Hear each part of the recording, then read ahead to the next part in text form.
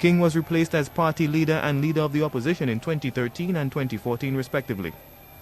Since then, the former Prime Minister has remained reticent, particularly on reports of his absence at UWP functions and rallies. Party leader Alan Chastanet says that despite King's standing as a stalwart, his lack of involvement in party affairs casts doubt on his future in the UWP.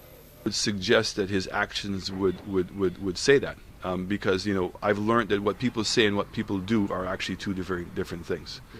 So the Honorable Stephenson King continues to say that he's a member of the party, but his actions certainly don't support that. But that's a conflict that he's going to have to resolve. And certainly, as I said to everyone, the party is going through a restructuring process. And part of that restructuring process is a new process to identify candidates. And I will allow the constituency to be involved in that. And so when the time comes that he wants to run as a member of our party, he's going to have to convince the members of his constituency that in fact that he is still a member of the party. Chastanet is skeptical over whether King is still a formidable candidate to contest the Castries North seat. As a mere observer right now, I would say that he has a difficulty in being able to solve that conflict. What is happening now within the organization is really an indication of what is likely to happen in government. A meeting is going on and you say something, and within the next 2 minutes the leader comes on and he says something totally disregarding you, He considers what you have said to be rubbish.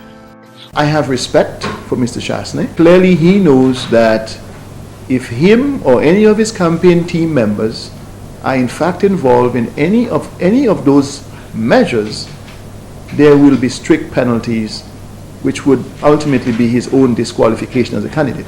Dr. Claudius Preble notes that 4 constituencies submitted their voters' lists beyond the deadline provided, which he states is a contravention of the party's constitution.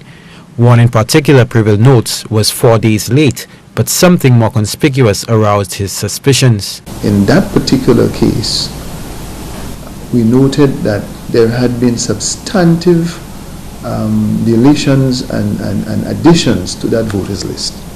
So clearly, it would seem to us that there was a delay in producing that voters' list for that particular constituency in a way that seems to now favor the majority of delegates from that constituency to vote for Mr. Chastanet. I believe that's also unfortunate. Preble adds that his campaign has always implored the need for free and fair elections. All is not lost, however, he says, quickly noting that democracy within the party is not dead, but it is far from perfect. The Economist points to another issue which occurred, hinting at an obvious bias towards his opponent.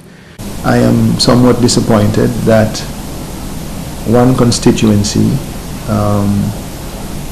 in response to a letter of request to have a meeting with them, the chairman wrote and said to me that he did not desire to have meetings with any of the candidates.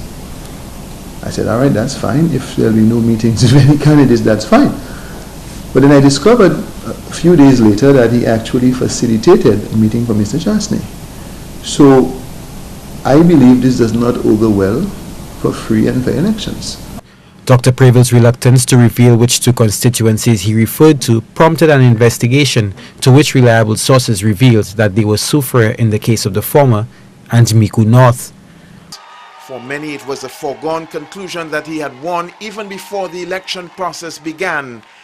Failure. In turmoil. Votes have been bought. As new political leader, Mr. Chastanet has planned to conduct an audit of the constituency branches to determine their assets and how they should be allocated. Including the government. They are fraudulent. Traitors. One Stephenson King reporter denouncing them as hypocrites.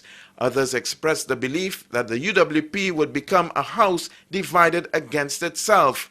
MP for Castries South East Guy Joseph spoke on an incident yesterday where Mr. King apparently refused a handshake from his opponent after the results were announced. Chastanet also responded to reports that MP for Micoud South Alson James would resign from his seat in order to pave the way for him to contest it, a notion which Mr. James himself categorically denies. There is no truth, actually no truth in that statement.